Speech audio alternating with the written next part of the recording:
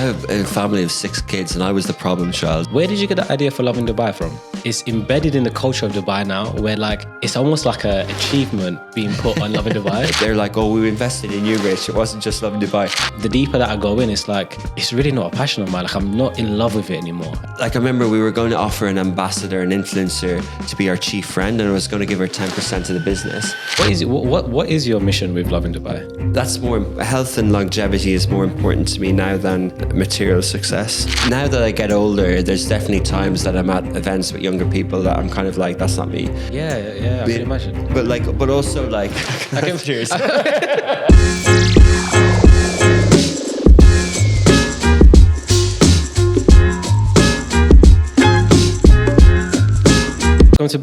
Welcome back to Inner Child Podcast. This is episode 8, not that far in. We have a great guest today. Before we even start anything, I would love for you to introduce who you are and what you do and let the people know. I'm sure they know what you do anyway. Yeah, cool. Well, Cara, thanks for having me on the show. I know we met like about 2 years ago. You're doing your agency. Good to see you thriving and good to see this cool studio, and thanks for having me on. My name is Richard Fitzgerald. I'm the founder and CEO of Augustus Media. We position ourselves as a modern media company / between a publisher and a broadcaster. And our original brand that we started with in 2015 was Lovin Dubai, Lovin, Lovin Dubai, which is a local news and entertainment platform, basically. Captures the kind of best of the city, the community stories, and we've grown that then across the region. We're in 20 cities now. Wow. Augustus Media have 5 offices, but we're kind of in 11 countries. So we have an office in Dubai Production City, an office in Abu Dhabi in the new Yas Creative Hub. We have an office in Riyadh since 2017, and we have an office in Cairo. And we say our 5th one is in Doha, but it's still like one person sort of thing. And then we've got journalists in about 7 or 8 other countries, Bahrain, Muscat. And this summer we set up a few more Lovins in the Levant region, including Palestine, Beirut, Amman, Baghdad, and different cities, like to try and capture the zeitgeist of what's going on. We have another brand called Smashy, which is the opposite to Lovin. Lovin's like YOLO, travel, fun, entertainment. Where do I spend my money? What's the cool things to do around the city?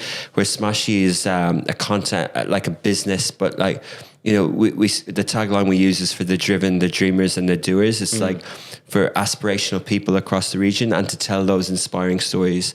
So that's quite big in Arabic and Snapchat. We have a few cool shows on that. And we're a media company. It's not the most glamorous business model in the world, but it's a fun, exciting industry. It's crazy because when I first moved here is when we met, and I was just understanding like Dubai. Because I just moved here, I didn't know anything. So I didn't even know about Loving Dubai. But it was funny because before I met you, I would always hear like, oh, I saw this on Loving Dubai. Or this was on Loving Dubai. And it was such it's embedded in the culture of Dubai now, where like, it's almost like an achievement being put on Loving Dubai. Do you feel that? As in, do I hear that? Does it feel like an achievement when people say, "Oh, I'm on Loving Dubai"? Yeah, I think it has sort of. There is something about the brand, right? And I think anyone who has in any business knows when something is a hit or not. And like, culturally, it sort of became something, and we're quite aware of that, quite conscious of it, and try to sort of. Not push it too far. Like we don't dilute the brand. We keep Loving Dubai as a horizontal. We don't do Loving Sports, Loving Food. We keep this sort of all-encompassing to have everything under Loving Dubai, and also to try and tell all the different nationalities and all the different stories, like be really focused on that. But yeah, people do kind of say, oh, I think I've made it, like, and things like that. I hear it all the time and it's quite cool, but like also, try not to get big-headed or try not to get complacent as well, right? Because I was just comparing it to restaurants, right? If you have a hit restaurant, you wonder what's the kind of secret sauce that makes that work, and then if you try and repeat it with other brands, like it's a combination of things, and there's something about like there's something about the Love in Dubai brand and digital media and people and this city and how digital tells stories and how this city has embraced media and how it's embraced Instagram, TikTok, tourism, all those things. And and like people's lives and people sort of having a good time, I guess. I want to, where you're mentioning the secret sauce, like I believe in the secret sauce, but I also think that the secret sauce is also connected to the way you grew up, right? Because it's like everything you learn throughout the years from a child to your adult life, it's like you're trial and erroring so many times to the point where like an idea has come and you find your secret sauce, but it's come from somewhere. It's not just, we just posted this and we saw that it worked and da-da-da-da-da. It's like, I'm sure there's a deeper meaning, which we know we'll get into. But before we get into the deeper meaning of Love in Dubai and all your other businesses, I just want to find out what your childhood was like. How was your upbringing? How was your childhood? How was your teen years? What was it like? Yeah, I have a family of 6 kids, and I was the problem child. So I just say that out there first, so I don't like skirt around it. Like I was the difficult one. When you say difficult, though, what do you mean by difficult? I was the one who if all their relatives knew that there was one causing problems for my mum. My dad died when I was 6, right? I was the second eldest. So my mum was a single mum, and we lived in the country side in Ireland, like the southeast coast. Okay. The kind of down on the Dublin side on the coast, like in a place called County Waterford. It was very rural upbringing. We lived in an Irish-speaking Gaelic area. Oh, really? And we only really knew each other, right? Like we're in the countryside with cows and stuff. And so like the city and the lights weren't, it was quite remote. But so I would cause trouble. Like I would, if we were kicked out of church, it was because I was the one causing trouble. Like I remember once I was having a fight with my mum in the car in Dublin, and like it was a quiet Sunday or whatever, but like I pulled the keys out of the ignition and threw them out the window while the car was moving. While he's moving? Yeah. Yeah, that's risky, and you're the right? second oldest, no, you're the youngest. Yeah, so yeah, and like and then mum, our cousins would say, "Oh, mum, you need to get him seen to, or you need to." And then there was a boarding school for 1 year near where we lived that I went to. But when my dad died, he'd already kind of booked the 4 boys and 2 girls into a boarding school near Dublin, like a kind of an elite Irish school. And by that time, I was 12 and I was going to boarding school. And I think that's sort of Jesuit education, and that's sort of like I definitely sort of committed some things that I got told off over, but I would never became super, super troublesome. But I didn't overachieve in school either. But yeah. Okay. How old do you think you was when you started misbehaving and acting out and being a trouble for your mom? Yeah, I think it was there quite early from my earliest memories. It wasn't just my mum. It was like when babysitters would come in, like they'd be chasing me around the house. I locked one in the toilet one time and mum had to come back from the event she was at an hour away, like, because this lady was just stuck in the toilet. Yeah. She was just like, don't give me that job again. So, you made her think of her career again. So could you put an age to it though? Like, could you put an age to what age you think you started misbehaving? Was it before your dad passed away or after? It was probably after. Like, I don't know if I was troublesome before. It was probably after. I don't know if the two things are related, but that's sort of like 6, 7, 8-year-old to about 12 until I went to the first boarding school. And even then, like 12, 13, 14, 15, I was a bit difficult in those schools. Not like the worst guy in the class, but like definitely a little bit troublesome, like maybe I'm a little bit dyslexic. Maybe I'm a little bit like left brain thinking, and I'm not like, some of those traits that come out. I wouldn't say ADHD or things like that, but like, some of those things that why is someone more troublesome than others? But I was never arrested. I was never like, and I did steal stuff. Like I stole stuff and I got caught, and I didn't get caught other times, but like I stole stuff in shops and stuff. Okay. Like I was definitely like misbehaving, as a kid, and my aunts and uncles knew it. And like mum anyway, having 6 like her husband dies after 9 years of marriage. She got 6 kids. And her mum died like 6 months later. So that whole like thing was just like tough on her, yeah. I do wonder, like, So someone like me, for example, my dad's still around, but he's not in my life like that. You know, he never taught me things. He left my life when I was about 12 years old, and never really kept a relationship with me. But the fact that I know he's there, and as an adult now, I can try and build somewhat of a relationship, but it will never be like a father and son. It's more kind of like, it almost feels like it's just like a family member that I'll see here and there, which is weird.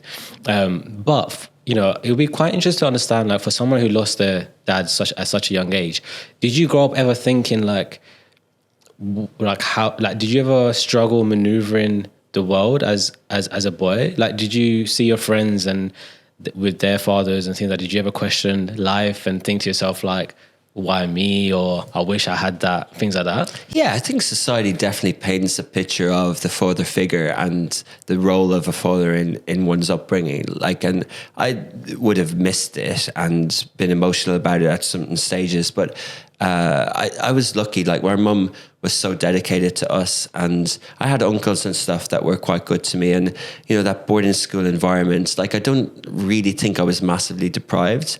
But yeah, definitely I was aware I missed it. And you know, even in the 6 years, like, our dad was, like, I remember, like, he was quite an influence as well. And then there's other factors, like, of what he achieved and what he was doing and what sort of person he was, to like what I kind of aspire to be as well.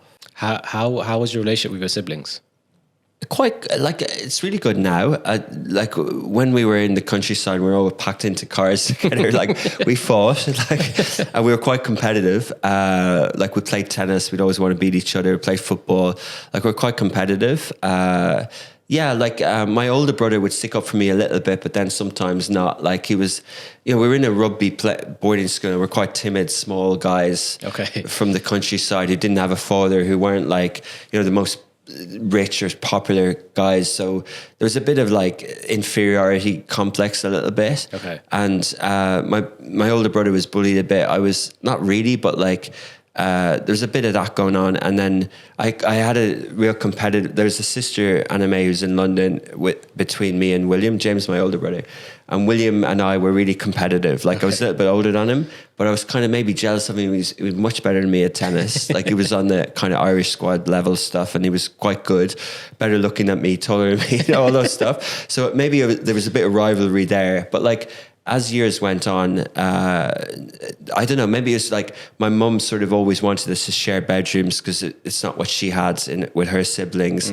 And even though there was space in the countryside, she still insisted. And like, now our relationship's really good. Like, my sister is the lead writer on Love in Dubai. Like, she's a journalist. Really? My mum lives with me here, and our brother, like, my brother's an investor in our company, and that's like 8 years in, and we have a really, really, really good relationship. And my older brother as well used to live here a bit, and like, we have a really good relationship now. But yeah, like, that sort of like teenage stuff, like, there was a bit of rivalry. Where did your when did the idea of having your own business or having your own thing start from? Did it start young, or did it start later on in life? This phase definitely later in life. Like, early doors, like early on in my life, like, my dad had his own business, and then my mum, she wasn't necessarily an entrepreneur, but she and her brother had set up a restaurant, and then she was passionate about food. Okay. And that was when she started having us. That stopped that business, and Dad was always the one building the business, and he was quite successful. But he worked really hard. Like, he'd work 6 days a week, and and he, you know, he died when he was 48. So it got to a certain level, and then we sort of lived off that and the properties that he'd invested in and that sort of thing. But then, you know, I remember being in, like, two stories. So when I was a kid, I was mad into football, loved football. And my cousins from Liverpool and England would come over, and they'd say, let's play footy. And we would call it soccer. Yeah. You call it soccer? Yeah. Really? Because Gaelic football, yeah, because Ireland has its own football. Like, it's the Gaelic sport. Like, it's like a bit like American football a little bit. Okay, I see. So we call it soccer, like Americans call it soccer, and they would call it let's play footy, right? And I used to get Match magazine like religiously every week, and I followed Blackburn Rovers. I would get the printouts, I would the cutout in the middle. I would look at the 11, the team. I'd look at all the statistics, and I loved that. I loved the media. I loved Sky Sports in the house. I loved the media around football. And I remember designing a magazine called Smash Footy with like bubble letters, and that's where Smashy comes from. That was kind of like, you know, just liking football or whatever. And then when we were in 16 or so, we had transition year, which is like between GCSE and A levels. It's an extra year, and it's a kind of an entrepreneurial year. And I got a placement as a coach, as a work experience in Blackburn Rovers, because I was a fan and I loved all that. So I wanted to be a coach. I wanted to be a manager. And then, but also that year I set up a business in the school. And then like when I started work. How old is you when you started that business? So it was a project. I wouldn't say it was a fully fledged business, but I was about 16. Oh, nice. And then, yeah, like Mum said, hey, you have to do a business degree or a language or whatever. I just wanted to be a football manager. And like it was the time that reading books about Arsene Wenger and Sven-Göran Eriksson and Jose Mourinho, and like Jose Mourinho studied in Lisbon and Wenger studied in Strasbourg, and no other coaches had degrees other than those two. So I was like, okay, I'll go to university. I'm going to be like them. And I'm going to take psychology as one of my electives. And I hated it. It's like, you know, in theory, you think, oh, I'm going to be able to change people's behavior with psychology. It's not like that. It's like someone somewhere talked to 30 people in 1957 and you have to learn what they discovered off by heart. And it's like, there's nothing like... It's very outdated. Yeah. And there's nothing really cool about it. It's just like learning stuff, learning theories. So the other subjects were German and economics. And I had a few of the FAI badges. I had a few of the coaching badges. I coached the school team when I was 18, the under 16s. We were like a 150-year-old rugby Jesuit boarding school. And I set up the first ever football team with my friends when I was 16. And then I coached them when I was 18. And we played outside of the Dublin rugby schools. Like we played in the Kildare Rough soccer league, and we had the bus driver take us there. So it was very sort of like entrepreneurial in a way, but like outside of the norms. And like soccer is a foreign sport in Ireland. Like it's an English game, and it's not really. That's why it was never really an official sport in our school and other schools. Really? Like there's a whole interesting thing about soccer in Ireland. I remember talking to Niall Quinn, a footballer over here, about it, and he's done a lot of history about it. There's a whole thing of it being like not respected even at national level for many years. Really? Yeah, there's a whole interesting thing about that. Like what was the sport for you guys? Gaelic football, like the local sport, like in hurling, the one with the stick, like they're the local sports. And the GAA, the Gaelic Athletic Association, was part of the Irish culture. So, you know, when we were under English rule for all those centuries, basically, to preserve the culture, the Irish people would meet in the GAA clubs, and they would speak the language and plan their politics and also play the sport, right? Like that's how they convened. So it's a very cultural thing. And like soccer was always a foreign sport. And but then over time, then when then it changed, and every kid in Ireland has an English football team and loves it and says "we" all the time, whether it's Liverpool or United or Blackburn, it's "we," But yeah, and like that was like I wanted to do that, but I kind of the more I studied those 3-4 years and had a year in Germany. And I wasn't a natural academic, like I wasn't that good at it. But the more I studied German and economics and kind of saw a bit more of the world, I realized that like the people I had access to through this coaching were, I thought they were going to be the people that I would look up to. One guy who was a coach of the club who was friends who became the Irish manager, and I was hanging around with them a little bit, and I was kind of like, okay, I respect you because you're the top of your game in Ireland, but actually like you've got nothing to say, and it was kind of like, okay. And it's funny, like I remember a religious teacher once in school saying, define passion, like what are you passionate about? Like it was in our religious class, and he said, hands up who's passionate about something. And I put my hand up and said I'm passionate about football or soccer. And then he goes, well, what if you... football or soccer? Soccer, like football, like it's football, but I said soccer or whatever. And so he said like, well, what if you couldn't play anymore? And I said, I'd be upset, but I get on with it. I get on with life. As in, you lose your limbs or you're not allowed to play or whatever. And he described an article he read about someone who loved sailing, and that they lost their limbs, they couldn't sail anymore, but like they were so passionate about it that they found a way to get back out on the boat, right? So it's kind of a story that kind of reminds me that maybe I wasn't passionate about it, but also like not emotionally attached to it. Like I used to like dream and think about it all the time. Yeah. But then I kind of grew out of it, and then it was at that time of like I started working in digital advertising. And would talk to my brother and talk to my friends, and I would always say, "Oh, why don't we set up this business?" Like I remember once I wanted to set up a belt business, like and make it out of. This was in like 2008 or 9 because like the belts that hold your jeans up. Yeah. Oh, wow. I wanted to make a belt business, like literally, because I read about a lady in Kenya who was given portion of garments she was selling back to grow trees somewhere, and I thought like that's a cool story. Yeah, I want to do that. Yeah. Let's come up with a product. Let's do belts, right? And I got a business plan around it, you know. So there were those ideas, and I would go to a few startup stuff, and then always in the agency world, like in 10 years of working in 7 agencies in Dublin and London and here, I always would meet people like you, and I'd go. Always think like you need a business partner, and I'd say, hey, why don't we set up an agency, you know, like. And I remember when I was in Dublin, I met this guy Niall Harbison. He's the guy who set up Love in Dublin a few years later, and he was setting up a social media agency, and I just inherited a bit of cash like from an auntie who'd passed away, and I had like I think I had like €10,000, and he was only looking for 20 or 30, and he wanted me to join as well. And I offered them the money, but I wouldn't join myself in the company. Okay. So, because I was afraid, I was 25 and I didn't want to leave the comfort zone of Dublin, of the job. And he took that money. So he said no thanks to the money.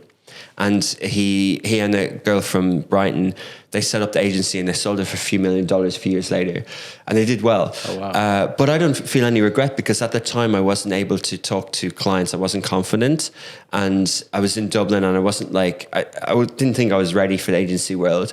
And then I moved to London and got more used to dealing with the agency world, you know.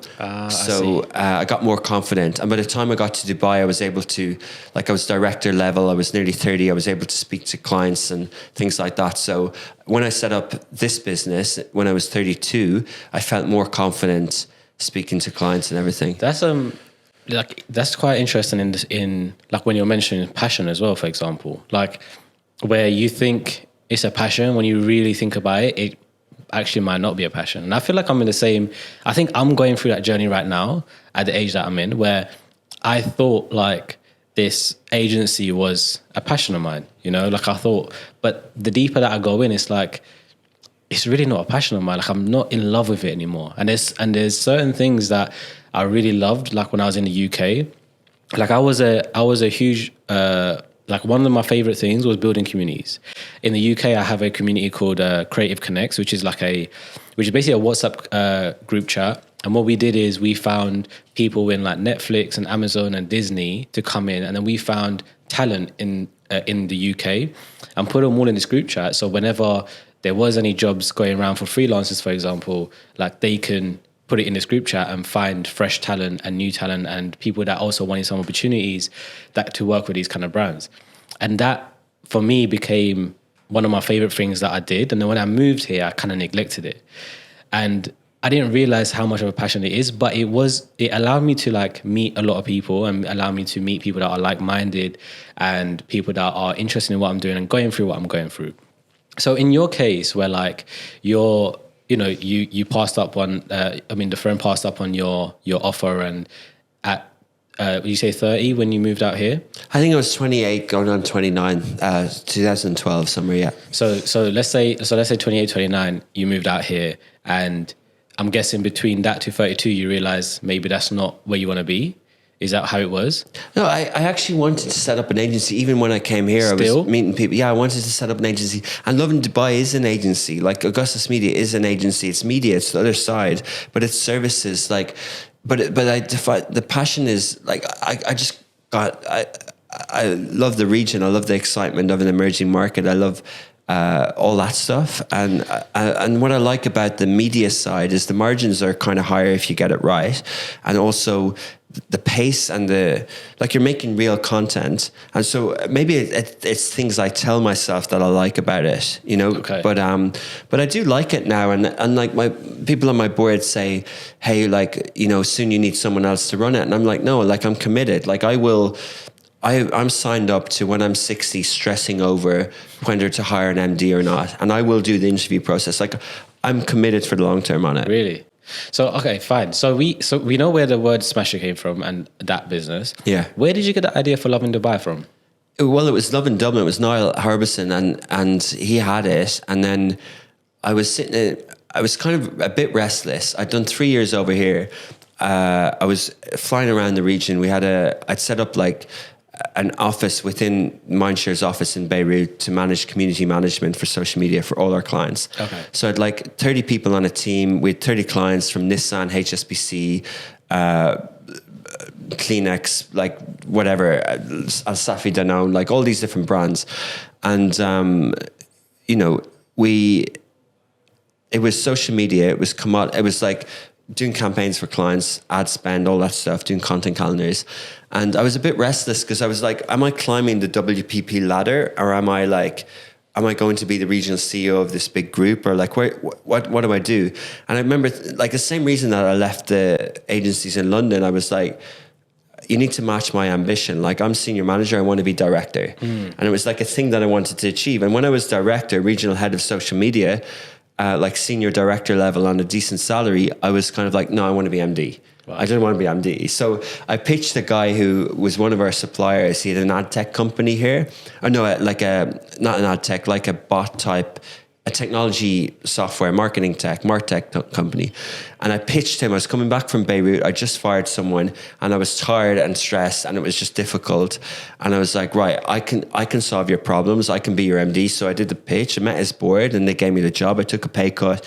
Took a risk, and 2 months in I realized it was a mistake. Really? Yeah, because it was a risk and it was unstable, and it's eventually it did kind of peter away as a business. So your ambition wasn't based around making more money. It was more around the title and the level of work you wanting to do. Yeah, like I always like one of the mottos, like one of our values is tenacity, and one of my phrases is the harder you work today, the more you're rewarded tomorrow.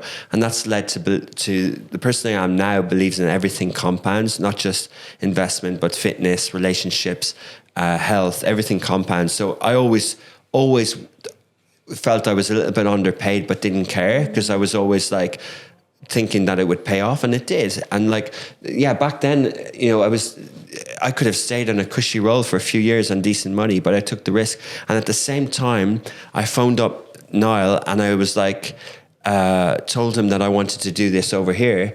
And I signed a 10-year area development agreement, and I used any money I had plus one of my brothers' bit of cash. Like, I think we put in like $40,000 in September, like July 2015. And we launched Love in Dubai on the 1st of September 2015. And it was under Augustus license. I set up Augustus, I'll tell you the name. And then that was in DMCC. And across the road, I was in the other agency, MD of this agency, pitching for business with everyone, winning social media clients. And then at the weekend and the evening, I'd hired a girl from ITP and I hired another girl, like an editor and a social media person. And the page views and the clickbait and the numbers were going up. But there was no revenue coming in. So by Christmas time, I remember being back in Ireland going, like, I need to get out of this. I was back from my brother's wedding and I'm like, I need to get out of the other job and I need to like cut away from a salary. And we raised a bit more cash, run out of cash quite quickly, raised another 80 grand, another 40 grand. And that was it. Like, how would you raise this? Is it investment? Yeah, investment. A friend, Dana, who was on our board, she worked with me at Mindshare. She put in 40 grand for 5%. And then Helen, who was working in the company I was with, I put a post on my LinkedIn. I was like, I need to raise money for this. And people look at it and go, it's a franchise, Rich. We're not investing in it. And I'm like, okay. So then Helen believed in what I was doing, and she liked Lovin Dubai, and she had a friend from Jordan who she knew. She sits on the board, and they put in 80 grand. Wow. So, but that was for 10%, right? That was an $800,000 valuation, and since then, that's the only cash that's gone in. That's the only equity. Really? Like William and Casey now, but it was the same investment. My sister, but like. That's 10%. I'm 75%, and then Laith and Dana 15%, 10 5. That's it. And every year since 2017, we pay dividend. We reinvest significant, a majority percentage, and then we give a dividend to them. So we've had acquisition offers, significant ones in millions of dollars, and they're not greedy. They're not like, let's sell. They always say every time one comes in, like there's been 2 big ones in a few years. They kind of go, no, you're good. Like, and then when, because I've given them some cash and they see the value going and stuff like that, growing. And every time, every year that comes, every time we do something new, they're like, oh, we invested in you, Rich. It wasn't just Lovin Dubai. Wow. So they're now so their initial franchise investment is now like all these offices, all these cities and all these brands. Okay. So they haven't put more cash in, but like I was kind of fair to them. I didn't like cipher it off and go, hey, you just invested in the Lovin Dubai thing, and find different investors for other cities. But that allowed them to trust me to use some of the profits to invest in other things. Yeah. And they do trust. Like I make mistakes. Like we've just shut down. We're just dissolving our JV in Pakistan, not giving up in the market, but just the partnership that we had there didn't work. Okay. And that's like retreating for me, and I don't like that. Yeah. Right? Like, but it's the right decision right now. You know, we can't, it's like you can't be stretched too far in Egypt and too far east as well. Like when you started this, when you started Lovin Dubai, you're out there trying to raise cash. Did you have any knowledge of like what that meant, even like having board members, getting cash and what it meant for you as a business, or did you just wing it as you went on? Yeah, I definitely winged it. Like I invest a bit now, and I know things about like convertible notes and stuff like that. I know a lot more about that. But like I also didn't think I was raising for real money. I literally needed to pay the bills. I needed cash. Yeah. Right. And like so, I needed thing, and like like I remember we were going to offer an ambassador, an influencer, to be our chief friend, and I was going to give her 10% of the business, and I nearly had that signed. And imagine where I want to take this business is to be the leading modern media company in the region. We'll do 10 million gross revenue this year, dollars. Like, and I want to get that up to 100 million. Wow. And imagine like just giving 10% of that away to someone who would post a few posts a year on Instagram. Like that's what I had pretty much sent across. And because she wanted more and she got her lawyer on it, it was a red flag for me. She's been super greedy. Okay. So I was like, nah. Like, and then I gave up on that, and I was like, right, I'll do it my own way. Can you imagine though, if she did sign? Yeah, and that would have been 10%. But that again would have been Lovin Dubai. And I always believe that you can walk things back, not legally, but you can always it's like we signed an agreement with Lovin Dublin. And in time, I realized that partnership wasn't the best one for the future. So I made them an offer and bought out of it, right? So it's like, I think you can make mistakes, but not in a bad way or in a illegal way, but if you can work on yourself and if you can work on something, you can find a way to walk things back. And like, even if you make the wrong hire, you can have an honest conversation with someone and recontract. If you do a business deal that you think you're not getting fair or it's causing you problems, you can lose that. You can give up that deal. Like, you can always walk things back, I think. Do you think you make the wrong decisions because of maybe how fast you do things, or is everything thought out and you can still make mistakes? Is everything thought out? Yeah, absolutely. Like, what defines a mistake? Something that isn't a home run, right? Like, but mistakes can be learning curves. Like, mistakes can be things that happen later that make it a mistake. Like, it might be the right thing, the wrong time. Like, we did live streaming for years, didn't work. And maybe I should have given up on Smashy, but the sports stuff is working. And, I still, like, there's definitely mistakes in Smashy. Like, if I look at the dollars spent, there's wasted money there. Yeah. But going back to passion and mission and to be that preferred media company in the region, these are all stepping stones, These are all things that I feel like are building blocks. What was your passion as a child? Football, and like I love football. Like I love watching football, but I love WWE before that. So I was like, a sucker for like entertainment on TV. Yeah. Where they'd sell me anything. Yeah, I'm mad into WWE. You wouldn't miss a show. I remember giving someone driving us around hell one time because he wouldn't get me back in time to see what, like Monday Night Raw or whatever. But like, so yeah, but that sort of stuff. But I used to play a lot in the house. I'd build things. I'd like manage my little siblings, like, like getting them to do stuff and like imagination and stuff like that. I tried to get into art and creativity, but I wasn't that good at it. But I was into it a bit, like the creative side of stuff. But yeah, I think like anyone, like you have things that sort of grab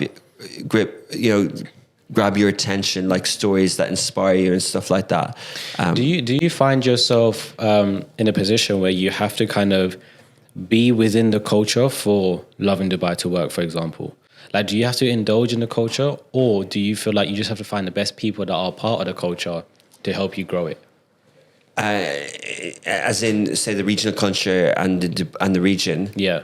So like Lovin Dubai, for example, like, do you feel like you have to understand the culture of Dubai for Lovin Dubai to work? Or do you feel like you can hire someone that knows it better than you do to help grow Lovin Dubai? Or is it a bit of both? Bit of both, but definitely the former. Like I have to understand the city and the culture. Like, that's the key difference. Because you, like you said, you've opened, Cairo, you opened Pakistan as well. Like, do you first learn about the culture before you open, or is it kind of more do you open it based on a business thought and then learn about the culture? How does it work for you?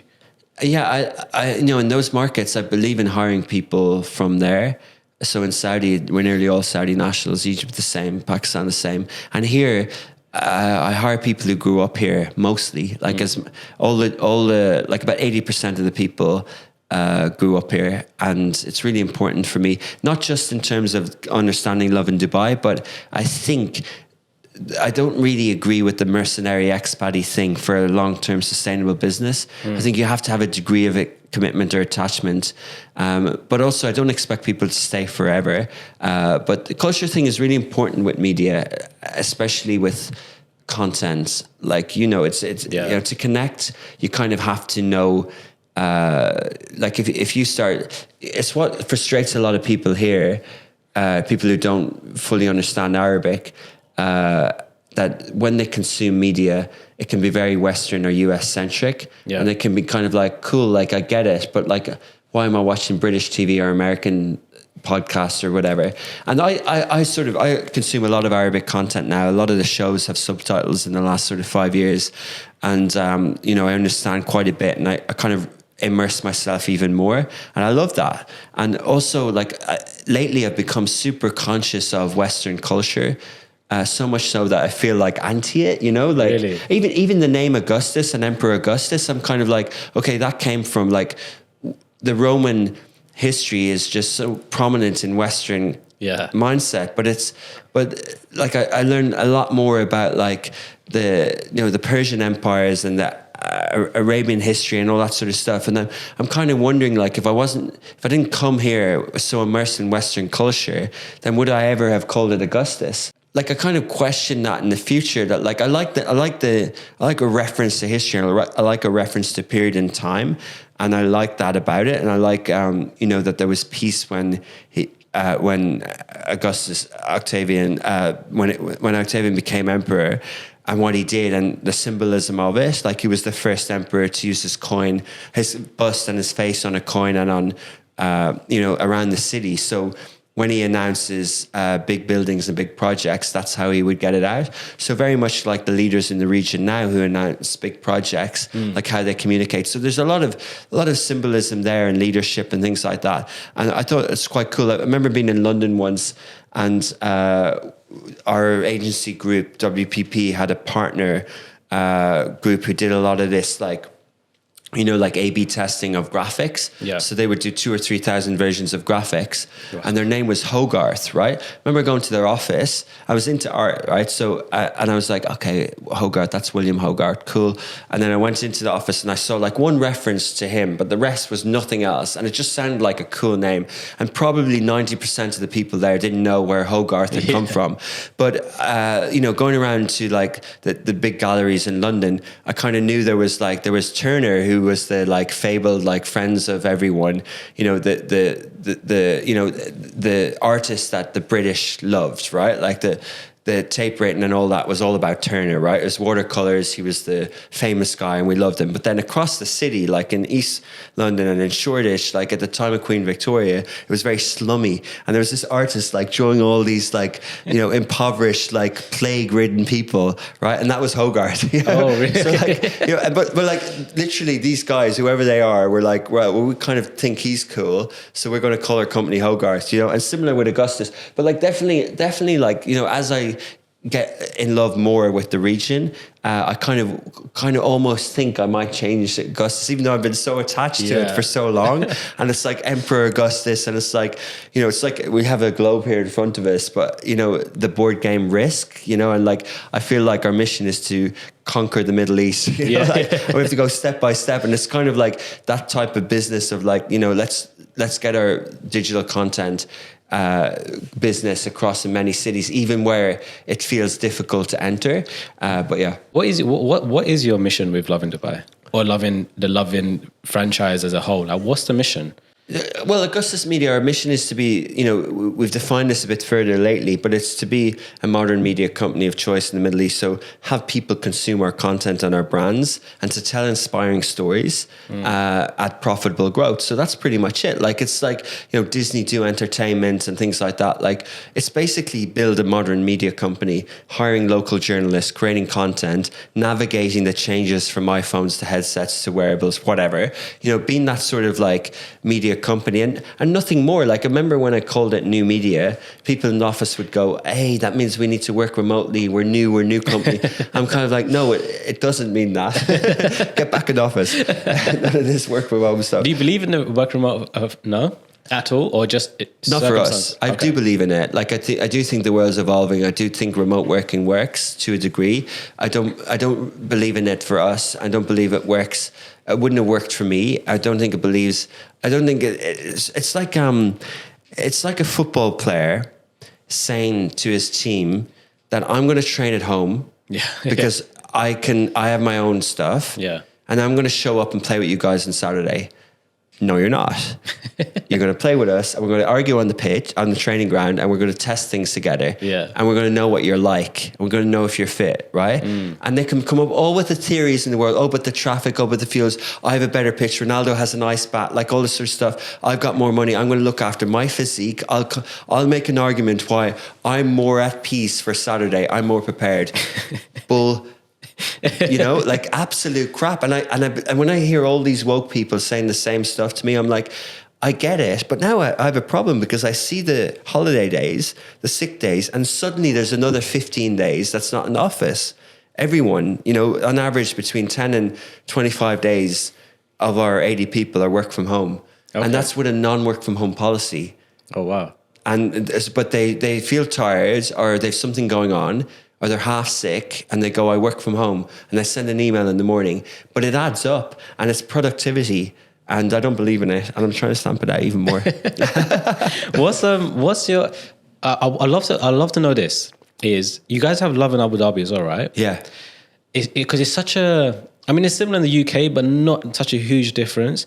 But here, there's a huge difference between Abu Dhabi and Dubai. Like when I go to Abu Dhabi, it's a lot more Arabic speaking, first of all, and it's a lot more quieter. It's not like the city of Dubai that I find.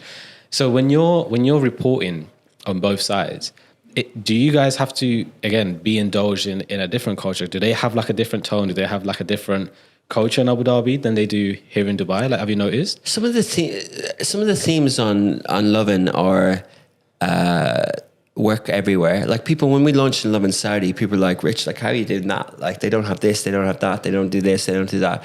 But I kind of see it like as, you know, like they have a crown prince here, we have a crown prince there. Like there's people, there's protagonists in the city that you want to follow. Like there's influencers. I remember in 2015 we were writing about people like Money Kicks and these type of people, right? And Mo Vlogs, and people were like, why are you writing about these people? Or, you know, they were insulting about, and then over time, like, they become your protagonists. Now even people give us crap online about like writing about Dubai bling and whatever. Yeah. But like these are the protagonists of the city, right? Like these are the people that like, you know, I remember once people sent us a video, Jumeirah sent us a video of Anthony Joshua on the helipad about 2016, 2017. And we put it up and no one cared. And I looked at the numbers and it's like 2% of 9 million people are British. Right? So who cares? Yeah. Like 250,000 people are Brits here, right? Same as Lebanese, same as South Africans. So why is all the radio and all the stuff led by British? It's not all, but like it's such an influence. And it's kind of like, you know, I remember like one editor said we need to do English, British English. And I was like, let's just do American English. Because the UAE speaks in American English, you know, and everything was like, all the journalists were like British this, British that. And I was just like, no, like there's 600,000 Egyptians here, right? Like over double the Brits. Let's write about Mohamed Salah, not AJ, you know, and this was the kind of, and like Filipinos, right? We write about like Michael Cinco, the Filipino designer, and all these people become friends of the brand over the years because we write about them so much. We have them on the show. We we don't charge them ever, right? Like when they release a product or things like that, we promote it just because we think that that's part of their evolution of who they are. And you know, if you look at like how tabloids or newspapers in the UK or New York, they would write about like the soap opera people, and like the C-list, and people would laugh at that. But like there was no media doing that here. I remember someone from the royal family mentioned once like that we wrote about someone in such a positive way that was different than other media here. Like we wrote about their humanitarian efforts. And like they were comparing us to other magazines who wrote more about what they wore as clothes, as fashion things. And they were kind of like, you guys are so fresh. Like you're writing about the things that they do day to day, you know? Yeah. And like that sort of vibe, like that community aspect. Like, and that's when people, now we work really closely with the MOHRE, the Ministry of Human Resource. And like in the past, like media had this bad relationship because journalists were kind of activists and they were saying like labor conditions and stuff like that. And like we did opposite approach to it. We were like, let's just find the nice stories of these people who've made this place home. And and then that created more empathy. And then people would send us videos of leaving water out for people delivering their food or people taking stuff off the road, you know, and this sort of stuff. And it became more of a thing. And it became like, now the Ministry of Human Resource, they send us videos and they ask us when we find stories, they ask us to award those people to bring them to them. And it's much more organic, you know? And like, I think you can apply, my kind of point to answer the question was that like, you know, there are things that work in each city. There's human emotions that work. Like in Saudi, like in UAE, I remember there's brands that were proud that came from here. Like when there was a battle between Uber and Careem, when we would write about Careem, people would be more proud than Uber. And with Emirates Airline, like at the start, we'd write about when they're doing cool videos, but then we wrote about everything about them because we knew people loved it. And you can apply that to every city and every country. And if I ask you where you grew up, right, and if you remember having sweets around a festive occasion, right, like a religious occasion or whatever, you got it from your auntie or whatever, right, you could think of that moment, right? And if I say that to someone from Jordan or someone from India or someone from around, you know, Diwali or someone from Egypt or someone from Saudi, they'll remember that sweet and they'll remember that time.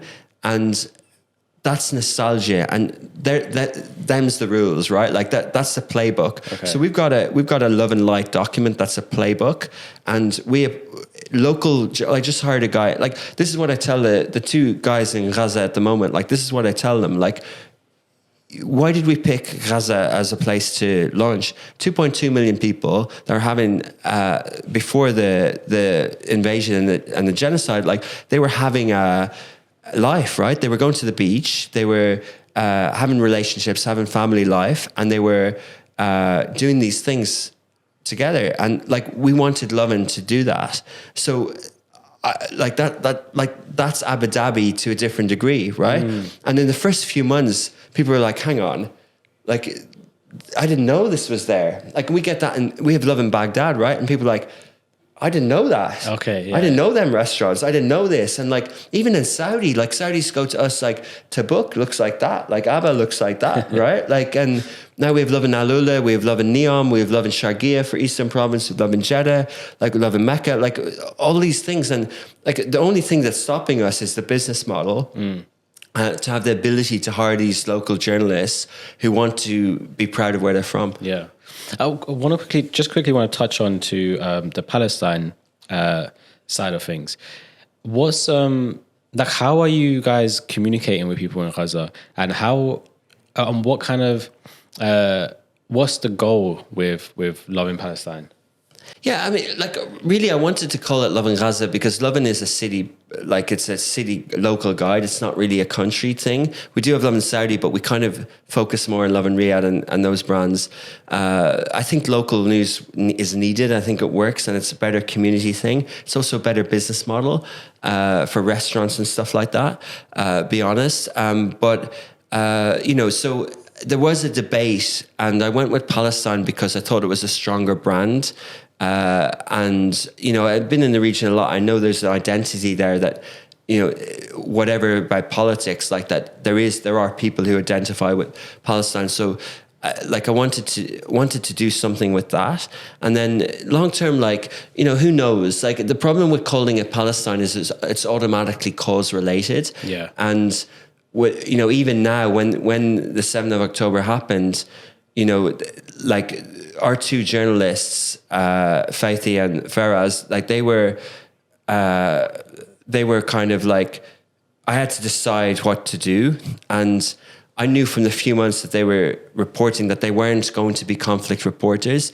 And I don't want Lovin to be that way. Like, I don't want any journalist to go out of their way to get in any danger at all.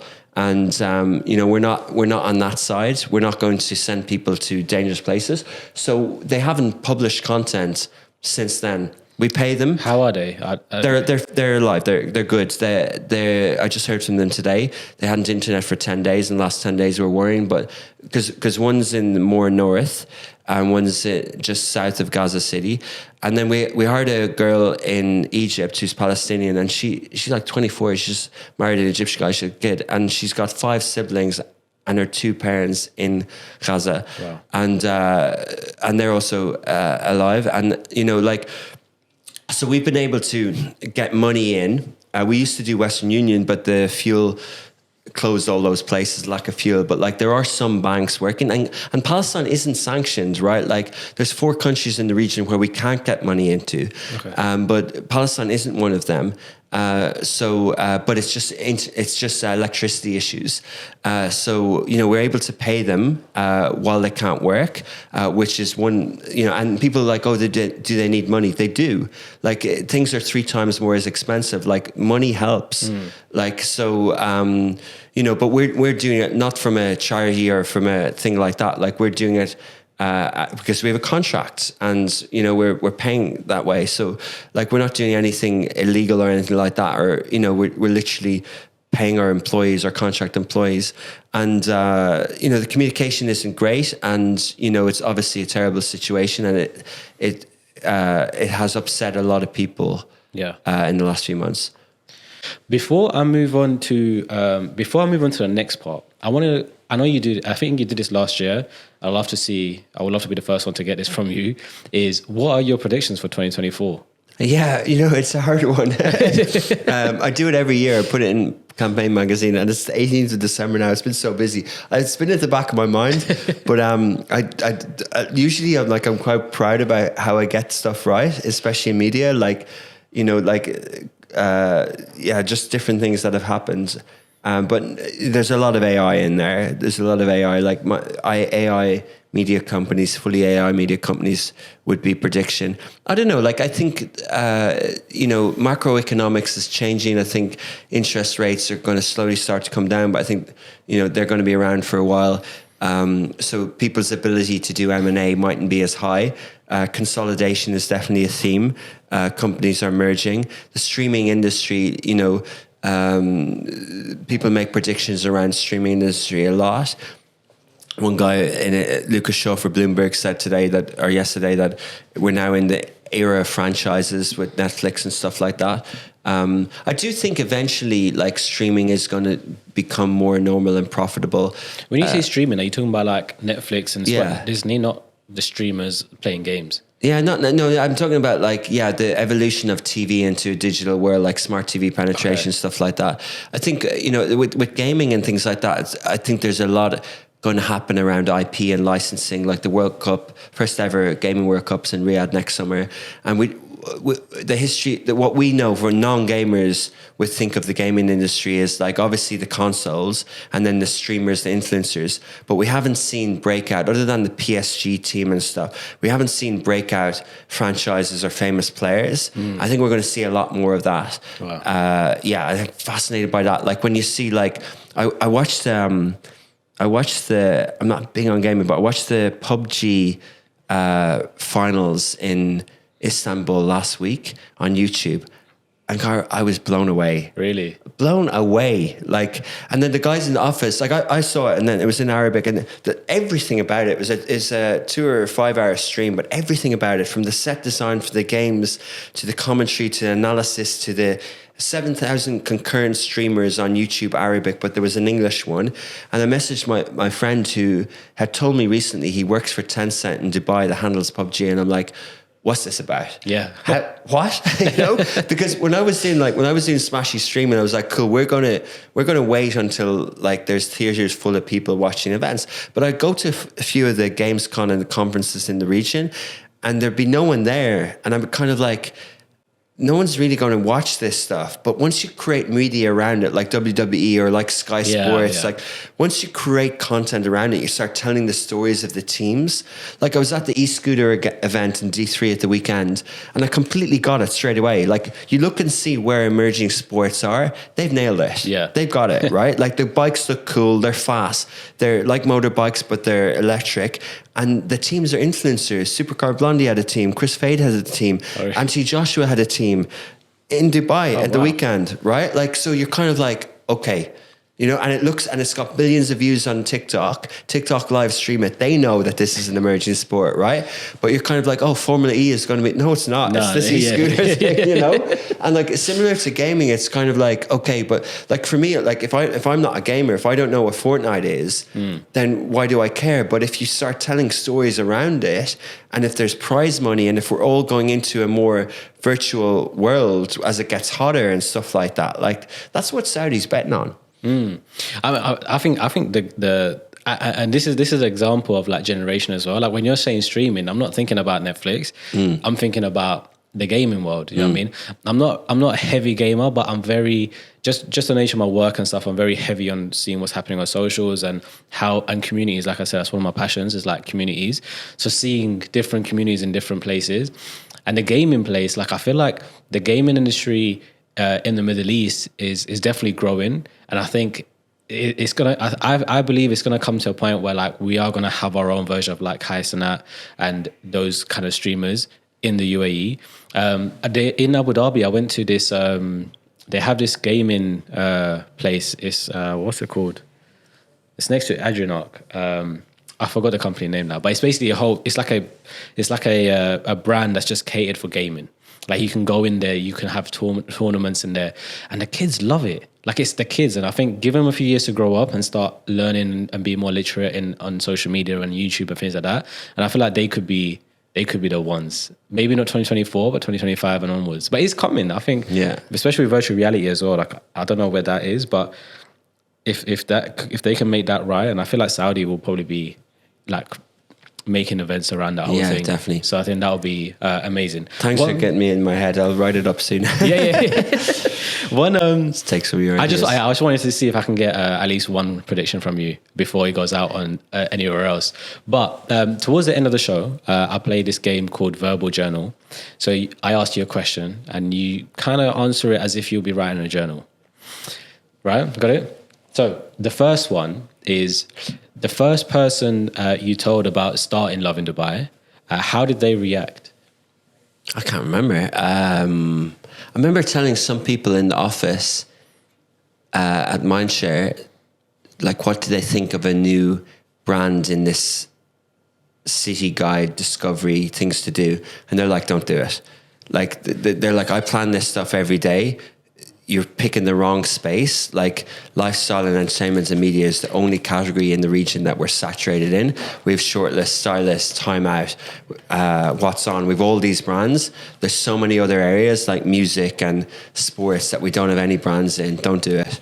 But when they said don't do it though, how did you feel with that reaction? Was it like ignite a fire in you, or was it just kind of like, was you toying now with the idea of like, maybe they're right? Yeah, I mean, I took the opinion as respect because these people know where the money goes in the digital planning. But I also knew that it's like when you're in social media, most of the time in those years, you thought you knew more than people who were in digital or TV, right? You thought you understood the internet better than them, because they really didn't have a clue, right? Like social media was taking over, everyone was on it, and they were saying it's a fad, what's this stuff? And they were like, they didn't see that it was going to take over all the budgets and everything. Yeah. So when I was doing Love in Dubai, I thought it from a social media point of view. Like, I remember like looking at What's On and Time Out. I think at the time I counted like they did 10 posts a week on Facebook. Okay. And we started with 14 a day. Wow. Okay. Like one every hour for 14 hours, from 7 to 9. And we did that 7 days a week, and we haven't stopped for 8 years. I haven't missed a day. You still do that today? Yeah. Across all platforms now?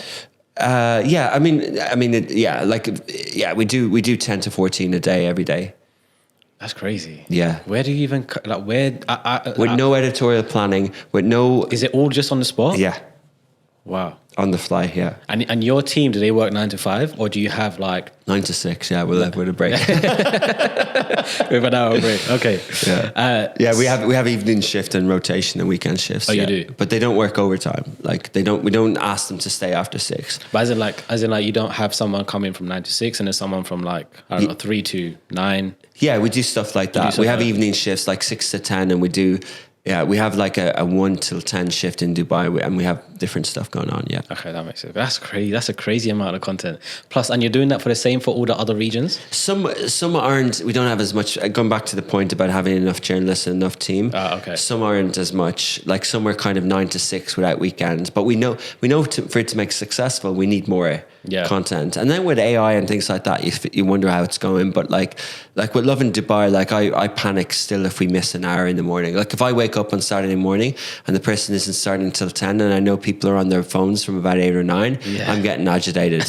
I'm kind of like, cool. People in the city have been WhatsApping each other since like 10 o'clock last night, and we haven't posted what they're WhatsApping about. That's crazy because like you can't even schedule posts. Like you can, but not like. But like pre-made posts, right? Yeah. But like stuff that. No. Yeah, if something happens, you have to be there. Yeah. You have to design your business around being real-time publishing. Wow. You have to design the approvals, design the team. You have to give them autonomy. You have to train them. You have to trust. Wow, that's crazy. Second one, is there a part of your personality that you often keep hidden from others? No, I'm quite like extroverted, outspoken. Like not necessarily. Like I share a good bit on my Instagram stories. Like share a lot. Yeah, you know, I see you. Yeah, right. Like I don't really hide stuff. No, and my personality now, like maybe in the past, yeah, but my personality now is I kind of wear it on my sleeve. It's kind of interwoven with my work and with what I do, and I'm quite content in that way. Nice. How do you stay true to who you are? I don't like that sounds like a deep question, but like I think who you are can change, right? Like I think it depends on what you consume in your surroundings and your environment. Like who am I? Like an Irish guy, like with that background. But also, like, I think that's a phase in my life. That's a time in my life. But do you not ever find yourself in a situation where you're like, damn, like that's not me. Yeah. Like, why did I react like that? That's not me. Yeah. So like, how do you like pull yourself back to who you are? I work on emotional intelligence. I don't have a therapist now. I have in the past. I don't have a mentor, but I read a lot, and I've had help with emotional intelligence. And how do you get that help? Through therapy? A career coach first and therapy, but the career coach, the person who was working for a company took me through something that led me on the path to consuming a lot of books and material, psychology stuff around emotional intelligence. And then the therapy helped me understand who I was and understand the difficult things that I was working through. But yeah, like the pulling back and the knowing and the self-awareness is something like I feel like I'm good at, but that's just me being naive. Like I'm not that good at it, but like, like I'm even now, like how many times can you be in the zone, or can you be looking at yourself and listening to you speak and being self-aware all the time? So like I try and catch myself a bit, but like, there's times where I just, not necessarily that's not me. I think I'm fairly content with me right now, but like I definitely like there's times where I'm kind of like, oh, okay, why am I stressed, or like what's caused that sort of thing? Okay. I get what you're saying. I mean, sometimes I'll be like in a place where like the place makes me feel like I'm not me. Do you know what I mean? Like the environment just makes me feel a bit like I'm not meant to be here. Oh, I get you. Yeah. You know what I mean? And at times like that, I feel so lost. Yeah. I go home. Like and what? Let's say I'm at an event. Yeah. I have social anxiety when I go to places on my own sometimes. So if I go to an event on my own, that whole thing where like I need to like speak to someone and fit, but when I get into an environment where like it just doesn't seem like me, like one thing I have, right, and this is what I know about myself, is I do not like going to places where you have to be suited and booted, because I'm not comfortable in a suit. So if I'm not comfortable in a place where it's not comfortable anyway, I'm like double uncomfortable, and you will not get the best version of me. Even when I meet up with my clients, like some people will say it's bad, but I will turn up in the way I dress because I'm the most comfortable there. So then I can tell you exactly what you need, and I can be comfortable in, like, my words will be more convincing, I guess. Whereas if I was to go up in a suit and feel uncomfortable, like, because I'm feeling uncomfortable, nothing's going to be coming out authentically, you know? So like I know myself about that. So if I have to go to an event where like I'm suited and booted, like a networking event, for example, like shirt, trousers, I could not do it. I'm going to invite you to some. I will turn up in a hoodie. Dress code. Where is it? No, go out of your comfort zone. Yeah, you explained it better. Yeah, I get you. Like I think, like now that I get older, there's definitely times that I'm at events with younger people that I'm kind of like, that's not me. But I can imagine. But also like, I mean, I can imagine you're going to events now with a lot more younger people. Yeah, but I put this sort of like, oh, I'm in media, I'm here to like figure stuff out hat on, and I kind of do my thing or whatever. But like, yeah, there's a bit of that. But also like, growing up in Ireland, I'd be going out to clubs a lot and socially and drinking and stuff, and that that's not me now. Yeah. So if I'm in that environment, that's not me, and I get uncomfortable and I leave it. Like I'm much more into sport, and if people are like, oh, you need to be on the golf course, you need to be in clubs and at dinners at night to do business. Yeah. That's not me, right? Like I'm at dinners and I'm either on my phone or wanting to get up and train in the morning. I do it because the business needs it from time to time, but I don't like it. And I'll wear a suit and I'll go to a networking event, but I'll leave after an hour on my own terms at probably 8:00. Yeah. But then do you toy with the idea of sometimes being out of your comfort zone is you growing? Yeah, definitely. Yeah, definitely. Provide, like, in that analogy, not really, but in general, yeah. Like I believe in that. Like I tell the guys in the office all the time that like you have to push yourself. Like think of training, think of fitness, think of learning, right? Like that's the compounding thing. Like if you do 60% effort in the gym all the time, all year round, yeah. Right, your heart rate won't speed up. Like at 60%, sure, you'll stay fine and you'll stay safe, but like you're not going to progress. Like you need to get up to 80 a little bit. And like all our training, all our FTP, all our stuff is about that. It's about pushing back, pushing back. And the graph just goes up if you do that all the time. And then your base over time is just a lot higher. See, I see, like with me, right? So my biggest coming out my comfort zone, like anybody else in the UAE, is moving to Dubai. Right? Was my biggest move out of the comfort zone. Now I feel like it's become my comfort zone. I'm like trying to find the next uncomfortable. Yeah, I mean, I have been exploring. I have been going out there, and I have been seeing it out. But it's like not in terms of region, but in terms of like what I want to do now. Like I want to, like my whole thing, I think down to my core has always been, like I said, community and storytelling. And I just want to find a different way to be able to combine those together and push forward. But now I'm back in that zone where like I'm a bit scared, like to go into that new zone and start fresh and start something new when I have something that's already working. But then I'm also getting scared of the fact that I'm losing passion in this thing, and I don't want it to die with me being passionless without on it. I want it to like be something where my passion is there. Otherwise, I want to move on. So I find myself in that awkward position right now where Dubai is now my new comfort zone, and I'm trying to find the next discomfort, I guess. Wear a suit. I should have all, next podcast I might. The next question is, when you think about your future self, what are you most afraid of? Probably health stuff.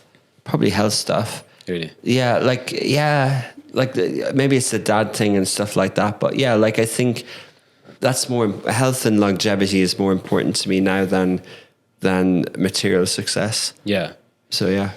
I mean, it's quite, when you're saying that the health and, your dad, like, so a family member of mine always says as a joke, right? Like, when you turn 30, your life is over, right? So then now, like, I'm so scared they've bought this theory. I'm so scared of turning 30. For you, right? Your dad passed away quite young. What age was he? 48? 48, yeah. 48. Do you get scared closer to that age that you get where, like, you start to feel like, this is the age that my dad was? Like, do you start getting connected like that? Not that you're going to pass away, but I mean, like, the fact that you're now at the same age as your dad when he passed away, like, do you feel some sort of way about it? I haven't thought about it. I turned 40 this summer, and I'm definitely feeling older. Yeah. I was just at the physio today. I have a few pains that are just annoying. That's definitely age related. But yeah, like... No, I don't necessarily fear like, as that. in, like, matching yourself up with like what he accomplished up until 48. Do you feel like you have to beat him, or like in that sense? Like, maybe. I mean, he had 6 kids that haven't got a family yet. Like, and maybe, but like I don't feel too much pressure on that side. I think I've done him proud. I think I've overcome struggles and stuff, and I think he'd be really proud of me. And like that gives me, and my mum, like I think that gives me real peace. Like that gives me real like. I've definitely like taken on what he achieved in business and done it myself, and like the size and the revenue and all that, like it's, in another market, he'd be really proud of that. And like, I don't feel I have to do anything else at that level, but also like, to do what he wasn't been able to do because his life was over. Like, so that's kind of a little bit of a motivator. Like he would read books about people. Like I think Tiny Roland was a guy he read book about who owned hotels, or Aristotle Onassis and people like that, right? Like they're the books I saw around the house. Okay. So I know that he wanted to be a businessman of the future, and like that kind of inspires me to try and craft my own narrative and my own business story long term. So the only thing that's stopping that is health, really, right? And like stupid mistakes, basically. Yeah, I think whatever's meant for you will happen one way or another. True, yeah. Like you said, your dad was married for 9 years before he passed. Yeah, and had 6 children. Yeah, so he must have got married at 42. Yeah. So you never know what could happen in the next 2 years for you. Like 40, yeah. Right? Yeah, exactly. So, you just got to weigh it out. The last one is I feel good when. First thing came to mind was like cycling or exercising and stuff like that. Yeah, it's get a good buzz off it. Okay. Yeah. We come to the end of the show.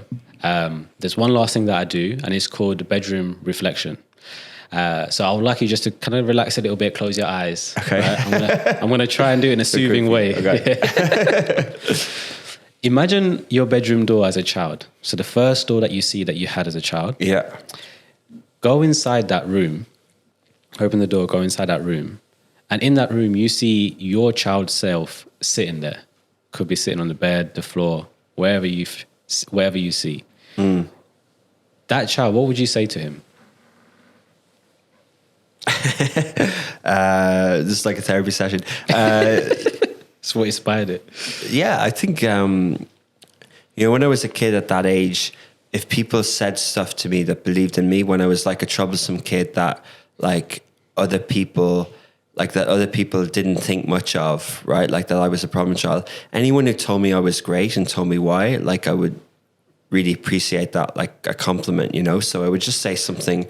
I would probably tell him what I am now. Like I would just go, like, without being bragging and boastful, I would just go, if anyone tells you anything, you're going to be fine. Like you're going to turn out like just as you ever wanted. You're going to be successful in how you perceive success, and you're not going to be a problem to your family. No one's going to hate you. You're not going to be a bad person. So if anyone ever doubts you, just ignore them. Nice. That's nice. I've heard some crazy answers. I like that. Well, look, Richard, thank you for coming on. It's been a pleasure. Thank you for giving me your time. Where can people find you? It's Fitzy Richard, Fitzy Richard on Instagram and all that stuff. But follow Love in Dubai, don't follow me. Do you not care about, before we leave, do you not care about your personal brand? Like, are you not trying to build that as well? Or I think the person, I'm spoken to Gary Vaynerchuk and a lot of people about this. Like, I don't put my personal brands first. I think it's the business and Augustus Media and that mission across the region is more important. And if I had a videographer here with me now, doing clips like this, building my brand, then that's an opportunity cost of that videographer being at another event in Dubai now, doing a takeover and earning revenue for the business and putting that revenue back in to hire that person and to grow. So I would never take like 5 minutes of my team's time for me, and I don't want to build a personal brand. But I do understand that having someone who's personable and having someone who's speaking at events and going out of their comfort zone and going on stage and telling the story of the business is important as a communicator, right? Like if we think of the companies in the region who are going to list in the stock markets and things like that, like where are those people going to be? Like who's going to communicate for them, right? Like, and I think it's important for business to communicate their story and their own narrative and own it. Wow. Richard, I've learned quite a lot, and it's sparked a few ideas for me in this conversation. So thank you for being here. And if you ever need anything, please let me know. And yeah, that's episode 8 done. And a shout out for this brand. Oh yeah, sorry. So we have Seamoss Joe Naturally Herbal. A friend of mine does Seamoss. And I will link everything in the description below. And honestly, it's one of the best things I've had. I have 2 spoons every morning. I don't feel tired at all. And I'm enjoying my life right now. Cool. So what's his name? The company is called Naturally Herbal. The owner's name's Sabron. Okay. You can have one of these jars and try it out. Let me know how it is. Cheers, will do. Yeah. Well, thank you, Richard, for being here. Thanks a lot. It's been a pleasure. Thanks a lot, guys. All right. How was that?